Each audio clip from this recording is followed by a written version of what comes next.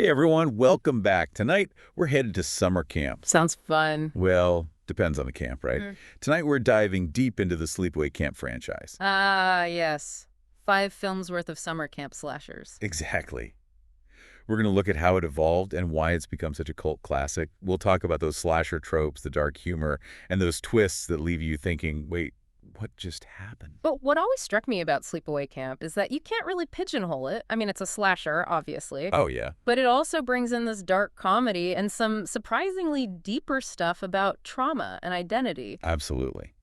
So let's go all the way back to the beginning, 1983, the original Sleepaway Camp. I mean, you can't talk about this franchise without talking about that ending. It's legendary. It is. Imagine you're watching this classic slasher, pretty brutal, and then bam. The reveal that Angela is actually Peter, her brother, living as her after this awful family tragedy. That twist ending, it wasn't just shocking, it was a game changer. It got people talking about gender identity, the effects of trauma, stuff that most slashers at the time just didn't touch. It makes you want to watch it again and see if you missed any clues, right? Definitely. Even before that ending, though, there are some genuinely creepy moments in that film. Yeah. I still think about that boiling water scene and that arrow attack. Brutal. Oh, yeah. They stay with you. Robert Hiltzik, the director, he knew how to build suspense, not just jump scares. There's this feeling of dread that hangs over the whole movie. You can feel it, yeah. So those violent scenes, they're even more unsettling. Totally agree. Things get a bit wilder with the sequels, though, starting with Sleepaway Camp 2. Unhappy Campers, 1988. Yeah. It's like the series takes a hard left turn from suspense into this dark comedy zone, like it's winking at the audience. Oh, yeah. Angela's a counselor now, but she's got this warped sense of morality. And her ways of enforcing it, let's just say creative. Kamala Springsteen takes over as Angela, and she brings this really wicked humor to the character, and the kills. Over the top. Oh, yeah. Almost cartoonish. The kills are legendary, especially that outhouse scene. Classic Unhappy Campers. It's like each kill is custom designed for that camper. Twisted karma. Well, the creativity of the kills shows that shift towards camp as a style. Like, the series is leaning into how absurd slashers can be. Having fun with it. Exactly. Then we get Sleepaway Camp the Third, Teenage Wasteland, just a year later. They crank up the absurd humor even more, and this time there's this sharper social commentary. Rundown camp, rich kids mixed with underprivileged kids. It's poking fun at social hierarchies. It's like they're holding up a mirror to all those late 80s anxieties, social climbing, keeping up with the Joneses, all that. Yeah. And Angela targets those who represent those things, those societal ills. Right. It's that mix of social commentary and gory humor that makes that one so fascinating. Angela's really become this, well, unhinged antihero. It's what makes her character so interesting. She doesn't fit neatly into any box. Villain, anti-hero, a product of a broken system. It keeps you guessing. Then things get a little strange. Sleepaway Camp 2. The Survivor. They started filming back in '92, but it wasn't finished for years, finally released in 2012. A bit of a lost chapter. Oh, it's definitely an odd one out in the series. Mostly a clip show of the older films, but with some new stuff mixed in. The focus shifts to Allison Kramer. She's a survivor from one of the earlier massacres, and her struggle with PTSD. It's the most experimental of the bunch, for sure. But then we get back to basics with Return to Sleepaway Camp 2008, directed by the original director, Robert Hiltzik. It's almost like he wanted to capture the feeling of the first one, bridge the gap between that chilling vibe and the over-the-top camp of the sequels, and he brought back the original Angela, Felissa Rose. What'd you make of that decision? Bringing back Felissa Rose is a smart move, for the fans. It created this sense of continuity. And it helped ground Return in that original film style. More suspenseful, that old-school horror feel. It's like he's trying to bring all those different parts of the franchise together. The chilling horror, the dark humor, the social stuff. Makes something for both old and new fans. Exactly. And it shows what makes Sleepaway Camp so unique. Blending genres, pushing boundaries, creating those unforgettable moments. But beneath all the scares and laughs, there's a theme that runs through it all. Trauma, identity, the complexity of being human. It's true. There's always this undercurrent of sadness in Angela's story, even when things get totally crazy. She's both a victim and someone who does terrible things. shaped by her past and driven by this need for revenge. And that's what makes her so fascinating. Such an enduring character. She's the good and the bad all mixed up. A symbol of how trauma can twist your view of the world. We've covered a lot tonight, from that shocking twist in the first film to how Angela's character evolved. I think there's a bigger question, though. Why are we still talking about Sleepaway Camp all these years later? What's its legacy? Well, the Sleepaway Camp films, they've definitely left their mark on horror. Angela Baker has become this icon. Her story, it's like a cautionary tale about trauma, about what happens when you bury your true self. And the series, with its mix of horror, camp, social commentary, it still speaks to people. It gets us talking about identity, injustice, all that dark stuff that's part of human nature. So many horror franchises get rebooted these days. They try to tap into modern fears. What do you think a new Sleepaway Camp film could explore? What kind of anxieties would resonate with audiences today? Oh, there are tons of possibilities. Think about what young people face today. Social media pressure, cyberbullying, this constant need to be validated. It could all fit into that Sleepaway Camp world. Imagine Angela taking revenge on online trolls, exposing the dark side of influencer culture, Right. It'd be like she's punishing them for creating a toxic environment online. just like she punished those sinners in the sequels. Exactly. And with everyone so into true crime these days, there's this fascination with what makes killers tick. A new film could really dig into Angela's backstory, explore the events that made her who she is. The nature versus nurture debate. Exactly. Was Angela always going to be a killer? Or was it the trauma that pushed her over the edge? And tie that into conversations about mental health, the stigma around it. Mm-hmm. Maybe look at how societal failures like not having access to mental health care can contribute to violence. That's a really interesting idea. It would add a whole new layer of depth to the series. It would. Yeah. And they could introduce more nuanced characters. Maybe there's a counselor who sees a bit of themselves in Angela, tries to reach her but can't. Oh, I like that. Someone who challenges Angela's view of the world, makes her face her darkness. That would make the story so much more powerful. It would. And it could even start conversations about cycles of violence, how trauma can get passed down. Before we get too carried away with our reboot ideas, let's talk about the setting itself, Camp Arawak. It's practically its own character in the series. How would you update that for today? Instead of a traditional summer camp, what if it's one of those wilderness retreats? Or a digital detox camp? Maybe even one of those glamping places that influencers love. Oh, yeah. Think about the visuals. Drones following Angela through the woods, hidden cameras showing her games. They could even play with virtual reality. Angela example- using tech to mess with her victims, blurring the lines between the real world and the online world. That taps into all our fears about technology. Loss of privacy, all that. Okay, so we've brainstormed some pretty awesome ideas for a new Sleepaway Camp. But let's get back to the originals for a minute. Yeah. What do you think is the lasting impact of this series, beyond the gore and the twists? I think it's how they explore trauma and identity, especially that first film. It flips expectations, challenges ideas about gender, forces us to confront the darker parts of ourselves. And let's not forget the social commentary. Right. Whether they're making fun of camp tropes or dealing with things like classism, hypocrisy, it gives them an edge, even when they're over the top. Absolutely. And then there's Angela Baker herself. She's become this iconic figure, a symbol of vengeance. Resilience, too, I guess, even if it's twisted. She's one of the most memorable final girls, or I guess final boys, in horror history. That's true. And even though she's a killer, she connects with people. Maybe it's because she's an outsider. Her sense of justice, the fact that everyone underestimates her. There's something satisfying about seeing her take down people who deserve it, even if her methods are extreme. But it's that ambiguity that keeps us hooked. Villain, victim, something else entirely.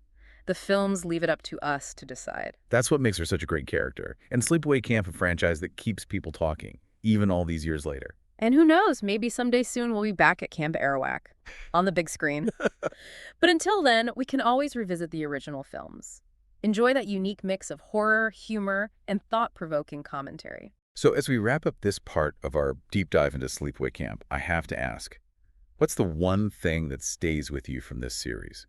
What message lingers even after the credits roll? That's tough. There are so many. But I think the most powerful one is the message about trauma and how it can have these lasting and unpredictable consequences.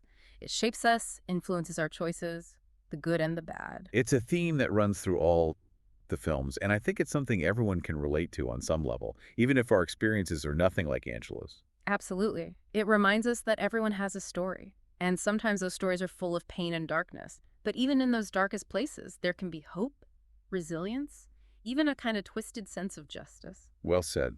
We've reached the end of this part of our campfire tale. We've explored those twisted origins of Sleepaway Camp, but there's still so much more to talk about. Oh, yeah, we've only just scratched the surface. You know, it's interesting. As we've been going through these films, I've been thinking about how much they actually say about society, like bigger issues, you know. Oh, yeah. Totally. These movies, they're not afraid to get a little real. Especially the sequels. They kind of hold a mirror up to us, make fun of our hang-ups or prejudices, all that stuff. Like Sleepaway Camp 3rd, Teenage Wasteland, throwing those rich kids and underprivileged kids together, you see that tension right away. Oh, yeah. Angela becomes this equalizer, taking down those who think they're better than everyone else. What do you think, listener? Is Angela like a twisted hero, bringing some kind of justice? Or just a straight-up villain? Makes you think, right? Yeah. She's definitely a product of a system that failed her. Eh. But she takes things to the extreme, for sure. Oh, It's yeah. like she's this reflection of the society that pushed her away, punishing them for creating the problems that hurt her in the first place. And even though it's all done with this crazy horror vibe, Teenage Wasteland brings up some big questions. Social mobility, trying to achieve the American dream, judging people based on where they come from, all that stuff. Yeah, it's like Sleepaway Camp is this cautionary tale, masquerading as a slasher. And that darkness, it can pop up anywhere. Angela is a product of that darkness, like a warning sign of what happens when society doesn't deal with its problems, and people are left to suffer the consequences. It's deep stuff for a franchise that's famous for its shocking ending and creative kills. That's the power of horror, though. It can entertain us, but also make us think about the world we live in. Totally. And speaking of things that make you think, let's talk about Angela's gender identity. The reveal in that first movie, Angela actually being Peter living as a girl, it's a big part of why that movie made such an impact. And it's something people are still talking about today.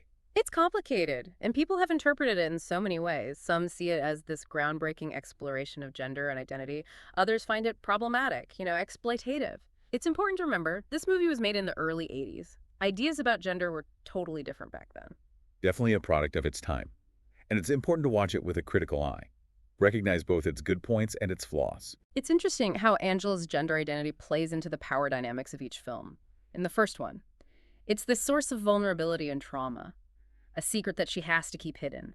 But in the sequels, as she really leans into being a killer, it almost becomes a source of power, a way to subvert expectations, to be in control. Like she's taking back her identity, but in a very messed up way. And it adds this whole other layer of meaning to all the violence and chaos. It makes you wonder, is she striking back at the society that forced her to conform? Is it the pain of being trapped in a gender identity that wasn't hers to choose?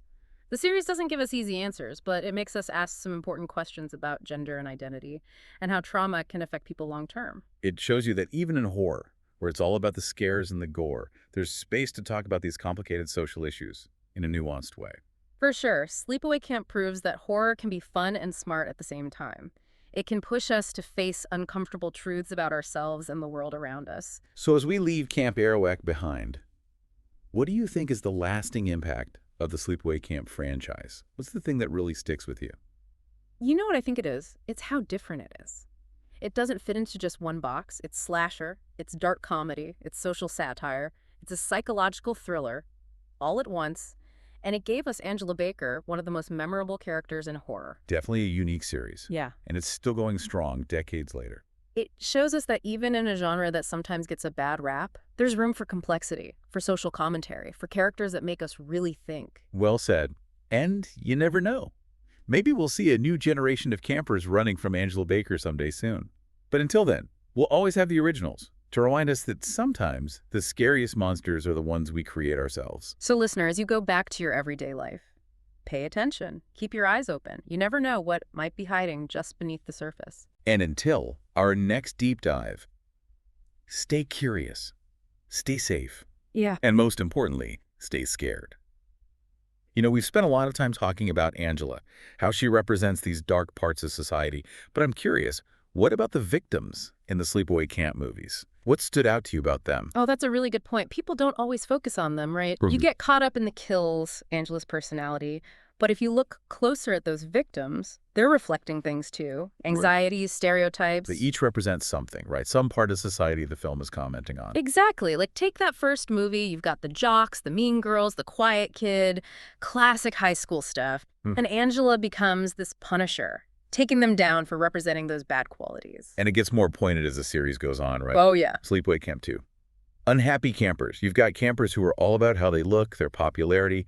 It's saying something about how superficial that youth culture can be. And then Teenage Wasteland, that contrast between the rich kids and the poor kids is even stronger. Angela's rampage, it's like leveling the playing field, showing how absurd those class divisions are. She's saying money doesn't make you better. Exactly. And she gets that message across in a very memorable way. It reminds us that horror can be this tool for social commentary. You explore these uncomfortable truths, but in a way that's also entertaining. But it goes deeper than that, right? It's not just pointing fingers. Right. Sleepaway Camp also makes you think about your own role in all this. Do we judge people based on how they look, their social status? Are we part of the problem? That's what makes these films so powerful, I think. They make you ask yourself those questions. It's not just mindless entertainment. It's holding up a mirror to us. So we're wrapping up our deep dive into Sleepaway Camp. If you had to pick one word to describe this whole franchise, what would it be? Ooh, that's tough. So many come to mind. Shocking, twisted, hilarious. But I think the word that really sums it up is audacious. Audacious. It doesn't play by the rules, pushes boundaries, subverts expectations. It stays with you. I like that. Audacious. It really captures the spirit of Sleepaway Camp. And I think that's why people still love it.